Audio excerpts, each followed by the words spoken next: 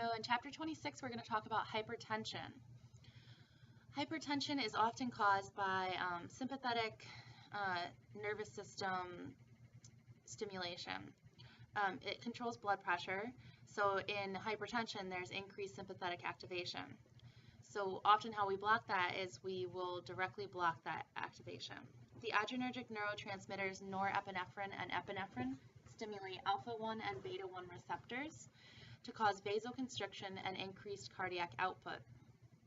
So we'll use alpha blockers, beta blockers, adrenergic neuronal blockers, and drugs that act on the vasomotor center in the brain to reduce sympathetic activity and lower blood pressure. And we are moving on to, try to keep up sometimes on this thing. We are moving on to slide 5. Blood pressure is determined by two factors, cardiac output and peripheral resistance. So how much the heart is putting out and how much the resistance the heart has to pump against. Other factors can influence blood pressure. So again, cardiac output is the amount of blood that is pumped out of the heart. Cardiac output is determined by the heart rate as well as how much volume is being pumped. Peripheral resistance we talked about was how much friction or how much pressure is against the heart that it has to pump against. So peripheral resistance is increased by vasoconstriction. A number of factors have been shown to affect BP. While these are not believed to be the cause of hypertension, they can cause it to increase. These factors include sodium restriction or overdose of sodium, weight loss or too much weight gain, smoking, exercise, and various relaxation techniques. Stress can increase blood pressure. So, diuretics we talked about in the last chapter will naturally decrease blood pressure because they're getting rid of some of that plasma volume, so they're decreasing cardiac output. They, again, cause excretion of sodium from the kidneys. Where sodium goes, water follows. And the hypotensive effect of these drugs is initially caused by excretion of sodium in water. However, over time, usually it takes several weeks of treatment to see a true effect, to have that vasodilating sort of effect. So right away we have decreased blood pressure due to plasma volume decreasing, and then over time, because they also have that vasodilating effect, we are causing less pressure, less resistance, so we're decreasing our blood pressure. We're going to talk a lot about sympathetic activity. We kind of already covered norepi and epi and the drugs that we can use to sort of block that.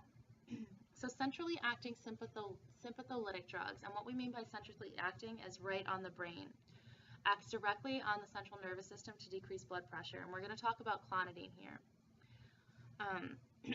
Clonidine is a centrally acting drug used in the management of hypertension. The main action of clonidine is exerted on the vasomotor center located in the brain. These stimulate inhibitory alpha-2 receptors, so it reduces the activity of sympathetic nerves that travel from that area in the brain to the heart, so it'll decrease heart rate as well as cardiac output. It also affects the kidneys. It decreases the release of renin, which tells the body to increase the blood pressure.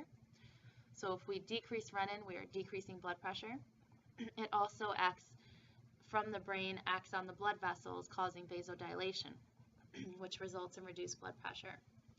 The adverse effects of clonidine include dry mouth, constipation, and drowsiness. We don't ever abruptly discontinue it because when we do, the opposite happens, hypertensive crisis. Doses are gradually tapered, kind of like prednisone that we talked about earlier in the module. Alpha, beta, and adrenergic blockers. These are not centrally acting. They're going to act directly on the blood vessels.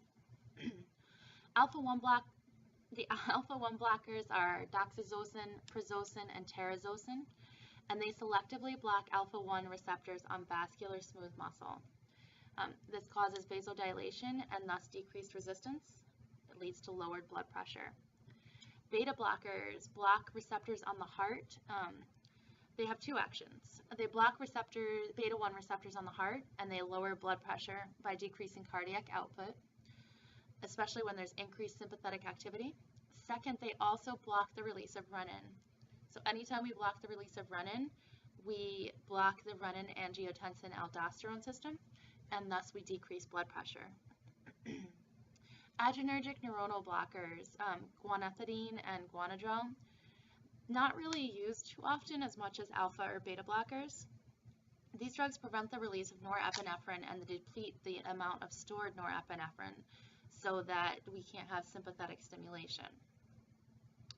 So slide 10 covers drugs that reduce sympathetic activity.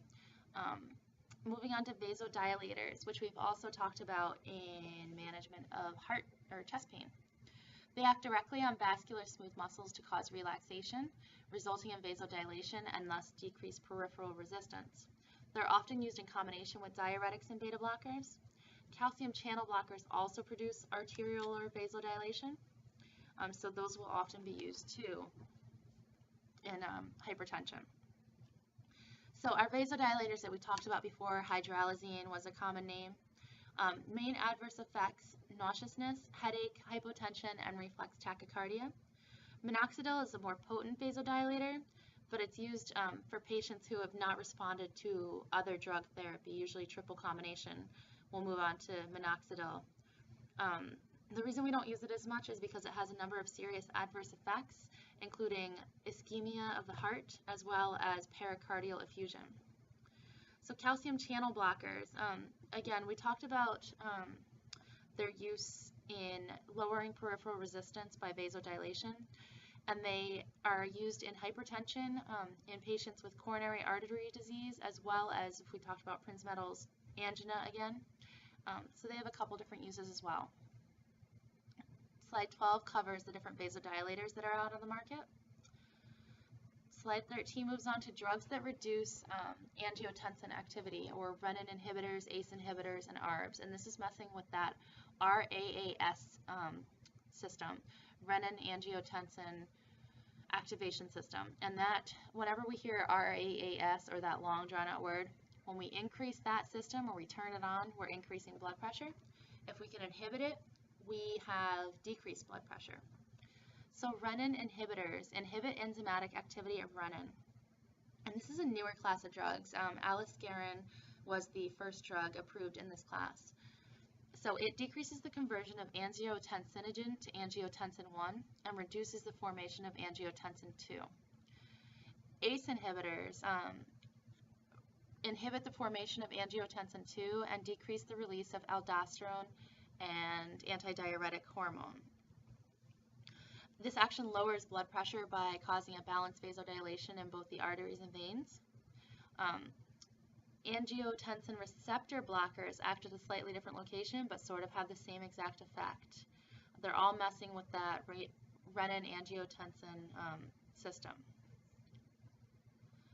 Slide 14 has a chart that talks about, maybe make it a little bigger, that talks about the mechanism of action as well as the therapeutic effects of these drugs.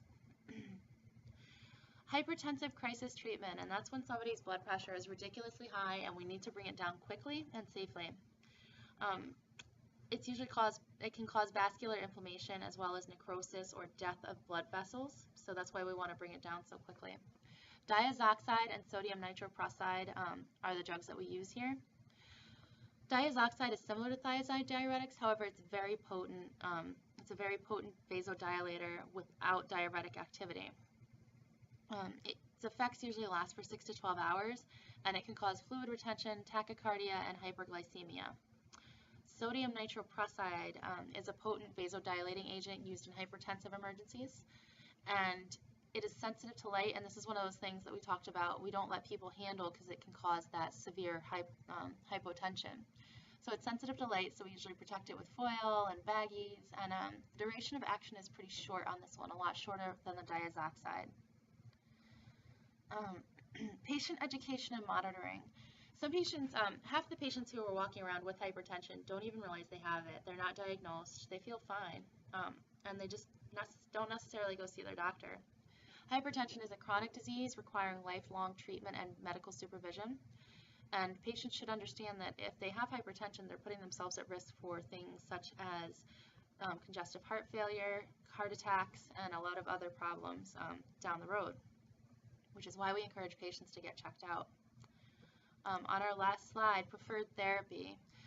It really depends on other existing conditions. For example, diuretics and beta blockers are effective in hypertension. ACE inhibitors and ARBs are the most frequently prescribed because they're also good for other diseases such as diabetes, heart failure, etc. And adrenergic blocking drugs would be for patients with excessive sympathetic activation. So that covers chapter 26. I'll be posting 25 and 26 tonight, and this is Monday, and recording 27 and 29 tomorrow night and posting those. Thank you.